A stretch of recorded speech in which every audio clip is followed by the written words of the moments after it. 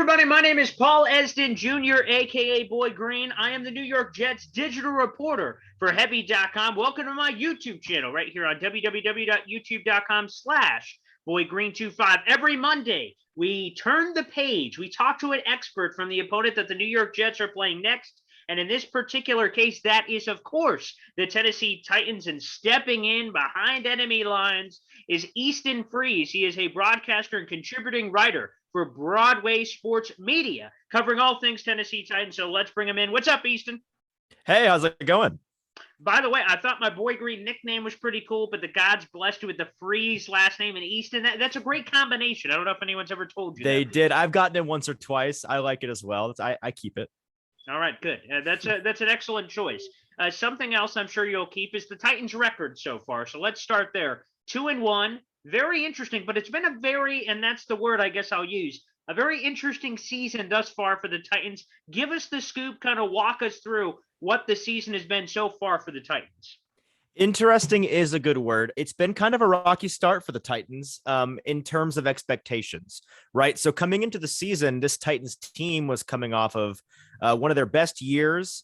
Really 2 great years in a row, overachieving in 2019 and 2020 with Ryan Tannehill stepping in, making it all the way as a wild card to the AFC Championship game.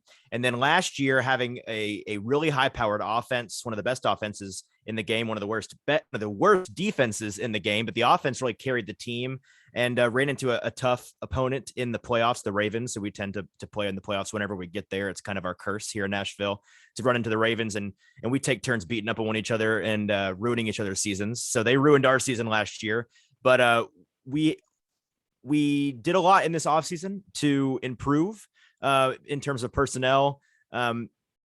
Lost a couple of coaches, replaced those coaches with people that we think can get the job done. And so coming into the season, based on how everything had gone in the draft and in the offseason, looking around in the division, looking around in the conference, we were really confident. Titans fans, you could tell that there was a buzz in the air that wasn't kind of the norm here in town. After last season, it did kind of feel like this was going to be a big year for the Titans. And then being there at that first game, the opener against the Cardinals, it all very quickly evaporated. Everyone overreacts and slams on the panic button in a game that is looking now 2 weeks removed like it was more of an aberration than a reality, but it did provide a wake-up call for the Titans. It did provide a wake-up call for a lot of the individual players and coaches on the team. I think in hindsight now, it looks like that game was maybe more about the Titans and just not showing up than the Cardinals being that good, as they barely hang on in these last 2 games against some middling or terrible opponents in the case of the Jacksonville Jaguars. But it's been a rocky season after that first loss. The panic button was slammed by everybody within a 100-mile radius of town. Going into Seattle in the next week, starting out with 2 NFC West opponents is a difficult draw. And so heading out west, the expectations were to be going into week 3 against the Colts, a battle of 0-2 teams trying to save their season, pull off a fourth quarter comeback and overtime victory in Seattle. It's exactly the kind of, I say this on Twitter all the time, but the Titans are the kind of team who love to find a way to win games they aren't supposed to, and love to find a way to lose games they aren't supposed to. So that's kind of how it started with the first 2 games. Losing a game you're favored in, winning a game nobody believes in you in. This last week, yesterday, I guess, against the Colts, 2 teams that were really beat up. The Titans came in heavy favorites. They ended up winning by a comfortable margin, I believe 9 points. Wasn't their best game, but there's a lot there's a lot promising about the team. There are clearly still some holes. They are not nearly as polished as they need to be a true Super Bowl contender right now. But I think it was an expectations reality check for people coming in. The expectations were sky high, and then they were dropped all the way to the floor, and now they're kind of working their way back up. I will say this, that Jet fans must love hearing that, is that the Titans lose games they're not supposed to. So I'm sure heading in with a 2-1 team on one side, an 0-3 team on the other, the Jet fans are like, ooh, tasty. So that's perhaps, right. That's And of right. course, Jet fans are watching this right now on YouTube. Again, give a thumbs up. Also, hit that big red subscribe button. I like to keep the bills and put the bacon on the table for the family. So appreciate the support in those endeavors. By the way, speaking of kind of the off season and heading into this season, obviously the sexy addition of Julio Jones. We got to talk about that, especially. And I could say it as an unbiased person. I'm sure you've been getting that a lot. That Julio Jones touchdown, not touchdown against Mm. Seattle. Hmm. Again, super questionable, but what isn't questionable is Julio Jones seems to, again, from the outside here, just looking at the Titans, has a lot left in the tank. There seems to be a lot of juice there. So, talk about the impact that Julio has had on this team and the ripple effects of having someone like Julio in the lineup and what that can benefit the rest of the roster. Right. Well, adding Julio Jones in the offseason definitely was the sexiest move the Titans have made in some time. I can't remember the last time they made a move for a perennial uh, undisputed future Hall of Famer like Julio Jones. I guess Randy Moss, but Randy was significantly further along. He was already washed by the time he came here. It's kind of understood in the league by people in the league that Julio Jones is still that dude, still has a lot left in the tank. In hindsight, you're hearing a lot out of Atlanta that last season, he missed 7 games. Kind of the idea was it was one of those hamstring injuries where he could have played if he really wanted to, but being on a team that wasn't contending, he kind of just took his time coming back, didn't really rush or push himself to play. And so he has been a big addition. We lost Corey Davis to your Jets. And so for a while there, it looked like it was going to be AJ Brown and a bunch of lawn chairs and deck furniture that Ryan Tannehill was going to be thrown to in the Titans offense. And then adding Julio Jones changed everything because now you've got the 3-headed monster of AJ and Julio and Derrick with Tannehill commanding the offense. Julio had a rough first week, rough start. Him and Ryan only had, I believe, 6 days together in the offseason to get on the same page in terms of chemistry. Early on in training camp, Julio Jones sustained an injury to one of his legs and was out for 2 or 3 weeks. And right by the time he came back was when Ryan Tannehill went on the COVID reserve list and was out for a week. So coming in to that first game, they only had about 6 days of practice to get together and actually, I mean, they'd been talking and stuff in meetings, but they hadn't been able to really put it together. A quarterback and a wide receiver of that caliber, you have to establish some chemistry, and you can tell in the game since that first game dud that they have gotten on the same page a lot better during practice during the week. Last week, AJ Brown goes down early in the game. Yesterday, AJ Brown goes down early in the game, pulling a hamstring, and Julio Jones has to carry the brunt of the load in terms of attention and also in terms of production for the game. He had a pretty good game for us last week. He had a really great game for us in Seattle. But adding him to the team has been, as long as he can stay healthy, as long as him and AJ can both stay healthy, has been a much needed addition to this passing game. Speaking of AJ, as a fantasy football fan who drafted AJ Brown, I'm going to be honest, it's been somewhat underwhelming for me so far. And speaking of hitting the panic button at 0-2 on my fantasy, we'll see what happens tonight on Monday Night Football. I've been hovering over it like, sweet Lord, what's been wrong with AJ Brown? I feel like a lot of people, Julio Jones or not, a lot of people expected AJ Brown to, continue the ascension as one of the top wideouts in the game. And for one reason or another, again, just from the outside, feel free to slap me if I'm wrong here. Just it hasn't seemed to happen yet through the first 3 games. No, you're not wrong, and that has been the question that everyone's been asking here for the Titans. He has, in his first 2 seasons, like you said, really become a dude who is considered a top 10, 15 wide receiver in the league. He has proven himself to be a true wide receiver 1, both in terms of traits and abilities and production and workload. And coming into this season, there were really high hopes because, again, during the offseason, there was a stretch of time when we thought that it was going to be a double AJ Brown season all season long, with him being the only real target in the pass game. But adding Julio Jones and having Derrick Henry making defenses stack the box, it was kind of understood that he had the potential to have a really big year. And in the same way that he had a really big year last year when he was able to split attention with Corey Davis, who had a fantastic season for us. there hasn't really been one contributing factor to the reason that he's not had a great season so far. In the first game, nobody had a good game. So that's just how, if anybody on the offense had a decent game, it was him. The only touchdown the Titans scored, I believe, in that game was a drive that consisted exclusively almost of 2 big passes downfield to him, including one really impressive touchdown catch. In the second game against Seattle, AJ struggled to catch the ball. He dealt with this for a 2 or 3 game stretch in the middle of the season last year, where he just kind of got a case of the yips, like many receivers do. Had a tough time catching the ball, gets in his head. We've seen him come out of it before. I don't think it's any reason for massive concern. In terms of the short term, you want to get him going, and you're concerned about those drops and the impact they have on the game.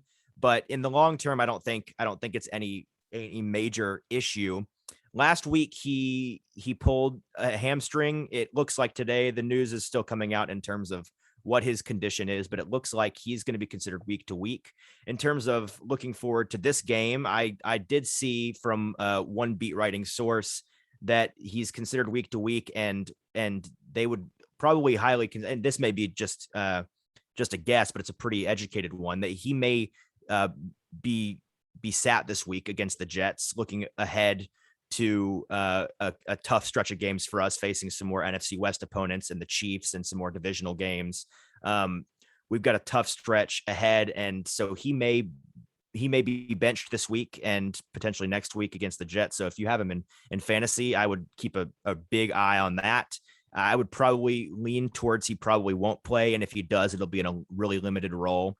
But he's had a difficult time getting it going. In terms of fantasy, I wouldn't be too concerned going forward. I wouldn't immediately sell stock on him.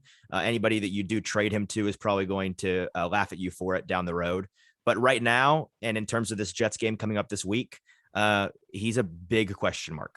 That's great for me. So long-term play, excellent for the fantasy team. I will say that a juicy storyline that I was looking forward to when I saw this was on the schedule and the pieces were where they were. Again, A.J. Brown on Tennessee and Elijah Moore, who, of course, are all coming from that Ole Miss tree that DK Metcalf also came from. A lot of us were excited about it. Talk about a Debbie Downer very early in the week. You tell me that A.J. Brown is a major question mark. I tell you, I would be surprised if Elijah Moore on our side is going to be playing on Sunday. He suffered a concussion yesterday on the road in Denver, and concussions just in general are incredibly difficult to come back from in such a short amount of time, especially with the concussion protocol and how things are set. When Robert Saleh was asked today at his presser, and kind of told really by the beat reporter, wow, probably unlikely Elijah Moore plays. Robert Saleh didn't tell him he was wrong. So I would be surprised if Elijah goes. So again, that's somewhat underwhelming, especially since A.J. Brown is perhaps the biggest fan of the Elijah Moore fan club.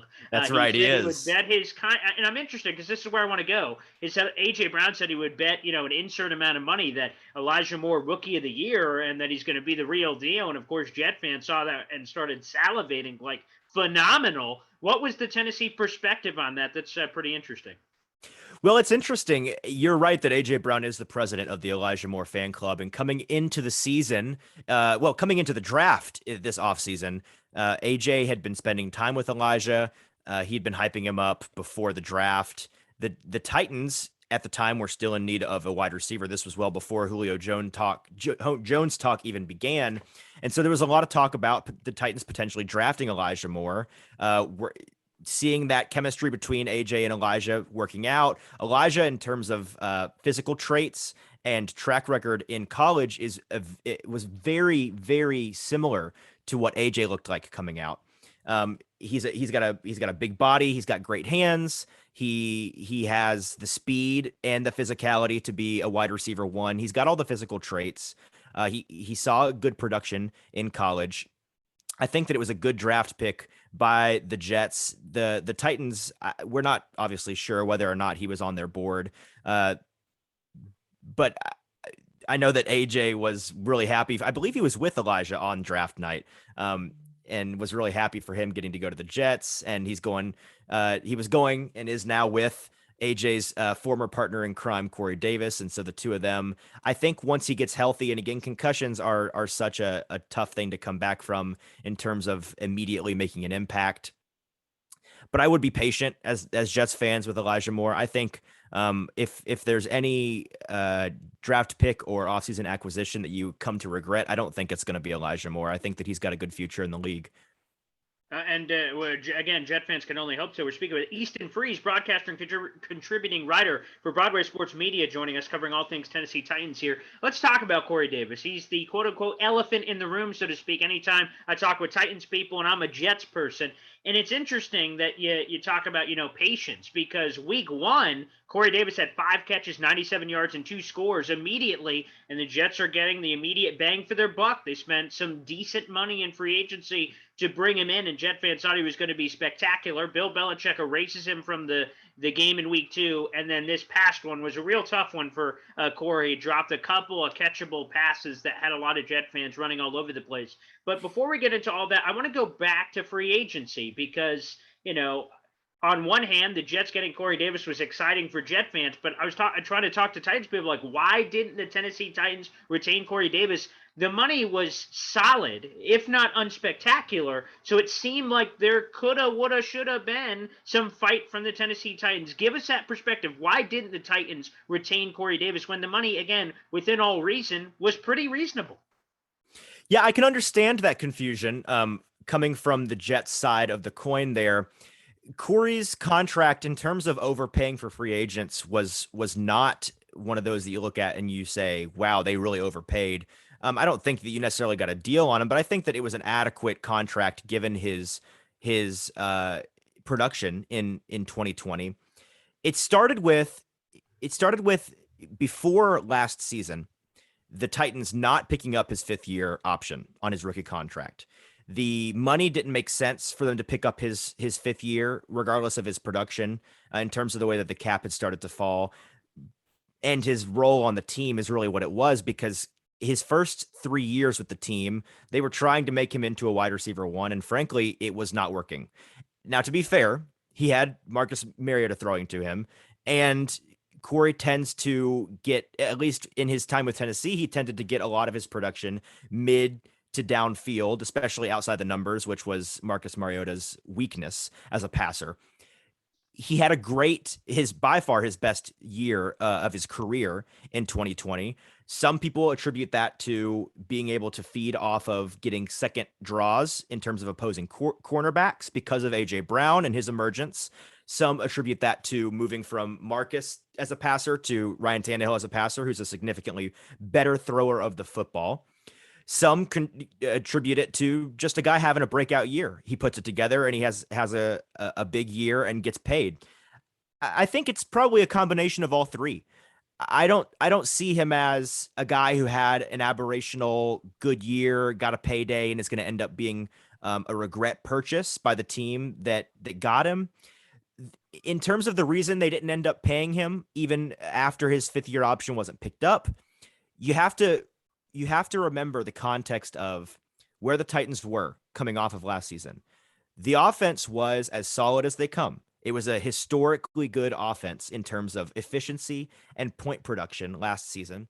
And the defense was historically bad. Only 19 sacks on the year, nearly until a cupcake final game against the Texans where they got 4 sacks. Nearly the all-time fewest sacks by a team since the merger in the 70s. And so the defense, both in terms of secondary, but especially the pass rush, was just so abysmal that all of the attention and effort and money in the offseason, especially initially into the draft, was focused on that defensive side of the ball. And the Titans didn't have a ton of money coming into the offseason, so they had to pick and choose their spots. They make big additions, splash plays like Bud Dupree coming from the Pittsburgh Steelers, like Jack Rabbit Jenkins, cornerback from the Saints. They make some big moves. Eventually they end up making the room for big move with Julio Jones. But they had to let go of some of those foundational pieces on the offense, like Corey Davis, like Jonnu Smith, tight end, who went in free agency to your division rival Patriots. The reasoning, I think, behind not keeping Corey Davis around is the role he was going to play on our team, right? Because if he stuck around, he was going to forever and always be the wide receiver 2. behind AJ Brown. And I forget the specifics on the number in terms of what the Jets paid him. How much do you happen to remember how much it was? Yeah, I do believe off the top of my head it was $37.5 million over 3 years. Right. And so that in terms of a contract for a wide receiver one or somebody that's going to split the top production on the team, that's a good number. But you're never going to want to give that number to your second wide receiver. And so I think that for the Jets, a team that was looking for a wide receiver one to come in and be a primary target for a rookie quarterback, that's the amount you want to pay. And in terms of wide receiver one second contracts, I'd imagine it doesn't come in near the top of the list. I'd imagine it's a pretty good bargain in terms of wide receiver ones that are being paid right now. But the Titans didn't want to hang on to a wide receiver two for that number. No question. And again, the wide receiver one money that we're seeing, and that number, of course, continues to be topped by whoever the next guy is 20 plus million per season. So obviously, if that's the standard or bar you're talking about, then sure, the Jets got a great bargain. If in fact Corey Davis proves to be a number one, he is the number one on the Jets for lack of better options, perhaps. But again, on the subjective consensus on what a number one wide receiver is, that is up to anyone's guess. There is no guess when we're talking Derrick Henry. We've gotten this far without talking Derrick Henry throughout the conversation. But let's bring him up, because during the offseason, I was hearing a lot of whispering, a lot of chit chat. Oh boy, Derrick Henry is about to fall off the cliff. So much tread on the tires. And I went, interesting. Well, I look at the stats. Doesn't look like there's much of a drop off there. Easton, tell us the Derrick Henry story. It seems like he's still chugging along pretty good there. That is right, Paul. The reports of the death of Derrick Henry were greatly exaggerated, as evidenced in the last 2 weeks coming into the season. You're right. There were a lot that there were many that doubted his ability to continue this production. And on the surface, that's understandable, right? You look at the numbers, you look at what the history tells us in terms of running backs, given the year of their play in the league and the workload in terms of carries and attempts and yards. And all the data tells us that it's about that time. The sun is setting on Derrick Henry, not as a player in the league, but as a league leading rusher.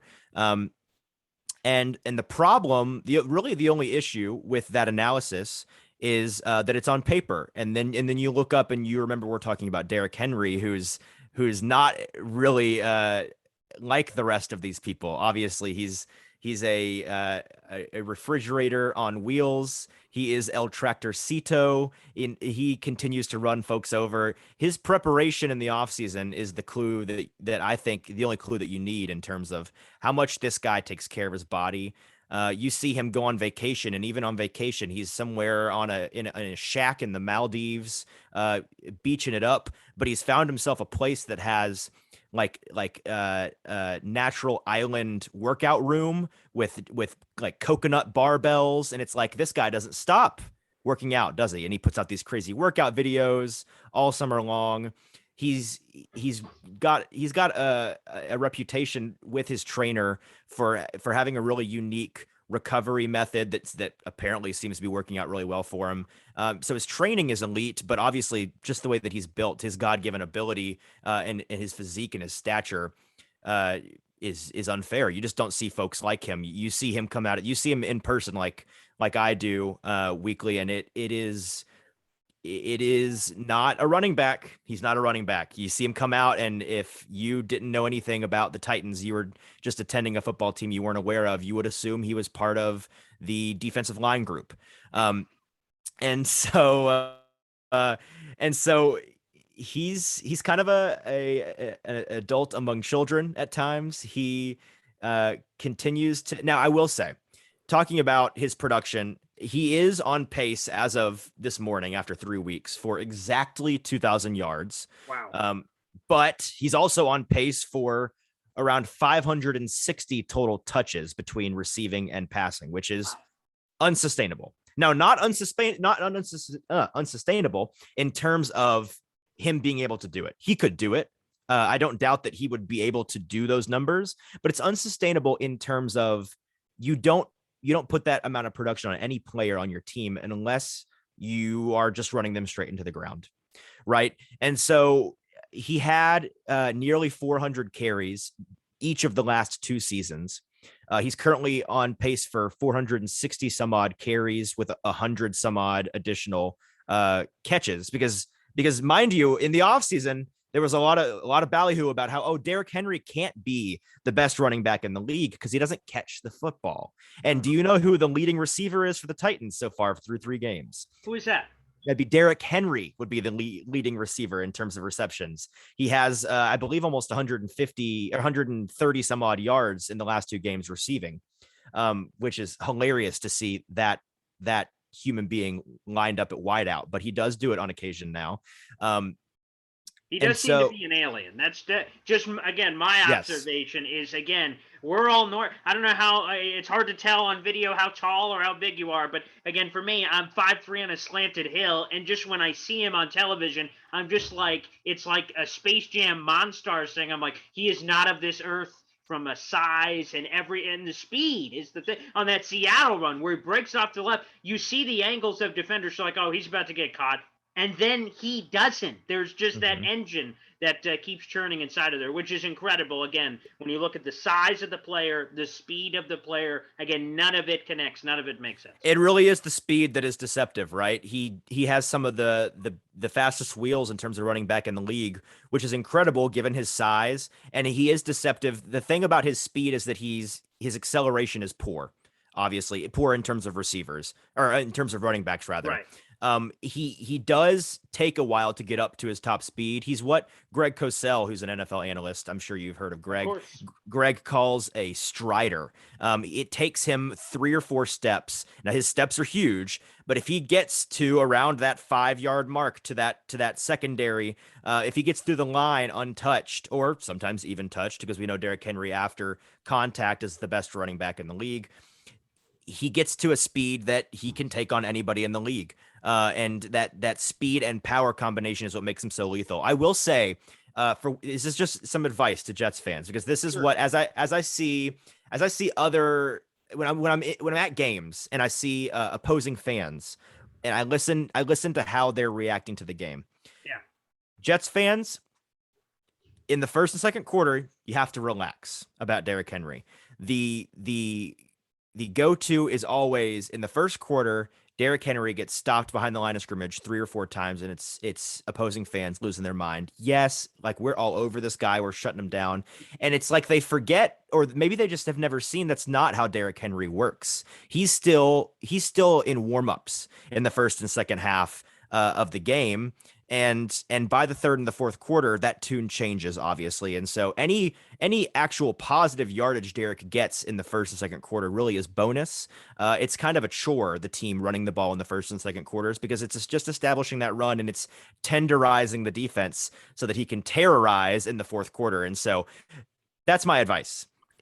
Stop. I will just jump in to say that's a beautiful example, because as you were describing Derrick Henry, to me, the Jets defense is a slab of meat, and Derrick Henry is this tenderizing just hammer that just pounding the meat. And then in theory, right, that a couple of times, and you've seen this historically with Derrick Henry, it's stuff behind, -1 or 2 or 1 or 2 or 1. And then, right, there is this jubilation seemingly from fan bases like, yeah, Derrick Henry, who? You see the first half numbers, and obviously there have been times where he's obviously blown up immediately and continued to blow up, but there's been a lot of those kind of games that you're talking about where, again, minimal production, but it is that tenderizing the meat. And that, again, when you use that word, I'm like, that's exactly what I see, because eventually it's just all of a sudden some of those 1s and 2s in the third and fourth quarter, 5, 6, 7, whoa, what's happening here? And booyah, then there's a 40, boom, a 20, and then it's just, oh hell. Like, because here's the thing, I imagine, again, I'm not an NFL player, but if I see Derrick Henry churning at me in the first quarter, I'm like, yeah boy, here we go. I can only imagine what that looks like in the fourth quarter on that run where you're like sucking wind and you're looking at him and you're like, sweet Lord have mercy. You said refrigerator on wheels and everything else. I imagine that's a pretty tall task for anyone on that Jets defense, again, when you progress throughout the game. So that's pretty good advice there, I think. Definitely. Yeah. It's if he's already getting 4, 5, 6 yards a carry in the first quarter, you can pack it up, because I've never seen, there has never, and it happens from time to time, but as a Titans fan, that's the best possible sign in any game. If he is getting 5 yards a carry consistently in the first half, the ball game is over. You can go home. Yeah, maybe check out other games that are going on, do your laundry, maybe clean the pool, check on the kids. But you are wasting your time continuing to watch the football game. So obviously it's exciting to stop him because he is an incredible running back, and you sure as heck better hope you are stopping him for negative yards in the first. But in terms of his success on the day, that is not measured until about midway through the third quarter. And that's a good way to have it. By the way, before we get you out of here, a couple of quickies. First off, I want to know, so we've heard a lot about the strengths of the Titans. What about the weaknesses? I've heard some people, and again, some of these could be missed and you can just shut them down. But I've heard some people that have played against your team have like whispered to me about some of their perceived weaknesses of the Tennessee Titans. I've heard offensive line and I've heard defense. Fact or fiction on both of those? So mostly fact. I'll say defense specifically, it's the secondary, which is interesting because the old stale lazy national media narrative is from last year that the Titans pass rush is the problem on defense. And boy, it was again, nearly the worst sack rate in the league history last year. And so that was the case last year. This year, a lot of the money and attention was paid to that defensive front. You saw Danico Autry, defensive lineman from the Colts, come down in free agency. Again, Bud Dupree come down in free agency. Some rookie additions that are really paying dividends so far and really increasing that pass rush through 3 games. They already have 7 sacks. So they have about half of what they had last year, which is a good start. But it's the secondary on defense. The secondary on defense and the offensive line are the massive glaring holes for this team. They each were responsible for the loss and near loss in the first 2 games. I joked on Twitter after the second game that Titans units were taking turns jumping in the dumpster fire and ruining games for them, because in the first game the offensive line was primarily to blame, giving up 5 sacks to Chandler Jones and letting him look like a monster, which he is a monster. I don't want to get it twisted. Chandler Jones is a man to be feared, but 5 sacks is a little ridiculous for anybody. I think you're doing something wrong if you allow that. In the second game, Tyler Lockett torching our secondary. In the secondary is incredibly young. I'd say in terms of where the Jets can put their all their eggs in a basket in terms of which of those 2 they'll probably be able to expose, I think it would be the offensive line, just in terms of where things are trending. The secondary is seemingly trending in the right direction. We do have Christian Fulton, who's a cornerback, second-year guy out of LSU that we drafted last year. I've said this week, he's the only player on the entire team that has played well in all 3 games this season. And not only has he played well, he has played incredible football. Off the top of my head, I believe his stats so far, his assignments have been DK Metcalf, AJ Green, and kind of a mix of players for the Colts, but their wide receiver 1 and 2, Zach Pascal and Michael Pittman. Pittman Jr. Thank you. I was blanking on Pittman's name. Pittman Jr. Those were his assignments the first 3 games, and his stats, I believe, are 4 allowed catches on 17 targets for 20 yards and no touchdowns. He's been playing out of his mind, incredible football, which is astonishing because in a lot of ways the rest of the secondary has been playing really poor football. But he's kind of having a breakout year. Now, I will say, he got banged up in this last game, left in the third quarter. We don't know whether or not he left and didn't come back because he couldn't, or whether or not it was kind of just a giving him rest thing, because the depth player that came in and played for him played really well as well. So the secondary seems to be trending in the right direction. It's the offensive line that still continues to be beat up. Last week was the first week that we had our 4 primary starters all actually start the game. Our right tackle situation is still kind of up in the air because we did draft in the second round a right tackle who's, with linemen, they tend to not be ready right away. And so he's still kind of ramping up and hasn't taken the starting job from the guy who is really a backup in the league. But all of last season, he took over at left tackle for Taylor Lewan and played really well. And so he's a suitable starter. But we really only have 4 starting linemen. And of those 4, there is 1 in Taylor Lewan that is still very much a question mark, shaky coming back off his injury. And there are 2 that have been beat up in the last 2 weeks who continue to not really practice all that much. And seeing them in the game last week kind of slow getting up.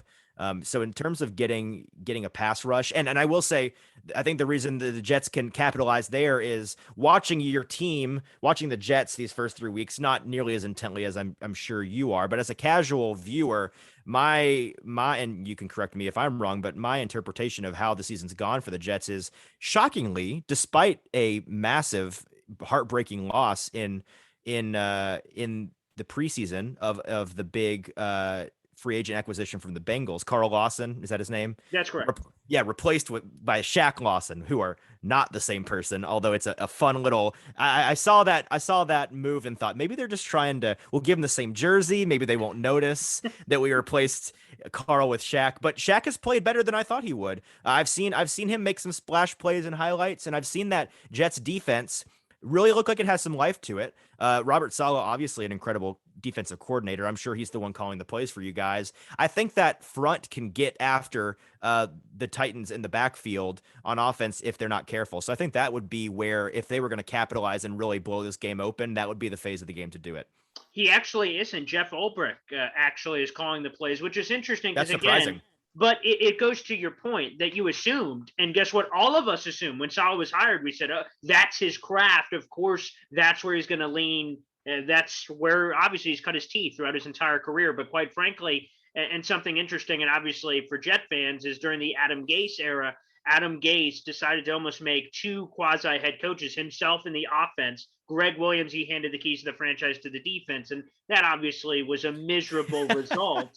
No surprise. But so when Robert Saleh got hired, we assumed a similar thing. He was just going to be the head coach of the defense, and they were going to bring in some offensive wizard to just kind of take it over, and that guy ended up being Mike LaFleur. But Robert Saleh said he wanted to be a CEO and kind of oversee the entire operation, give the keys of the franchise to the offense, Mike LaFleur, and then defensively, a guy he trusts in Jeff Ulbrich that he can help out with. So it is surprising, and again, to your take and what everyone assumed, to what it is, but it has been a CEO approach. Before we get you out of here, though, let me ask you the same question I ask every insider that joins us every week here. Pull out the crystal ball. We need a prediction, and we love doing this early in game week because that's why we do this every Monday, is so this interview that we do can simmer, can marinate, fans can watch it and listen to it all week long and come back to it. There's a lot of shelf life before we get to the game. So I want your early prediction here. Again, injuries can change things and everything else. So it is subject to change. But right now at a Monday evening, ahead of game week of Jets Titans, what is your prediction for this game? Score prediction and just anything you see happening in this contest. Interesting. I hadn't thought much about this. When I looked at the line this morning, I believe it was Titans 9, which was the biggest line I can remember seeing the Titans being up. Perhaps there were probably some Jacksonville lines that looked like that at some point recently, but that's big. And again, full circle here. Whenever I wake up on Monday morning and see the Titans with a minus next to their gambling line, that's a concerning week because those are the game they tend to lose the minus games and win the plus games. And so I don't think that this will be one of those weeks where they trip up. If they do, it'll probably be a looking ahead situation because again, we've got a tough stretch coming up. And it is in New York. And I would say I never like facing any NFL team when they're coming off of an embarrassing loss or two embarrassing losses. A team that has some real talent on it, even though they're just getting started off, but they have a head coach that I believe in as a leader of men and as a X's and O's guy. I think that he was a great hire for your franchise. I think that Zach Wilson is a capable quarterback if they can just give him some protection and he can make some wiser choices and develop as a rookie quarterback as they all have to do. I will say it's one of those games that is probably I could see it going a lot like the Lions Green Bay primetime game. I believe it was last Monday night where at halftime it was surprisingly close and it was close. And then halfway through the third quarter, there's some momentum swing and it kind of opens up.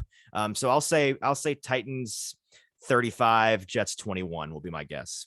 Okay, that would be very similar. I believe that Packers Lions line ended up being 35 17. And again, it was competitive, and then it wasn't. Although Jet fans would probably take competitive right now based off of everything that has happened so far. Easton, again, thank you so much for stepping into the pit here for some behind enemy lines. Jets, Titans, thank you so much, and appreciate it. I'm sure we'll be talking down the line. Good luck. Enjoy the game. And like I said, I'm sure we'll keep the dots connected here for the future.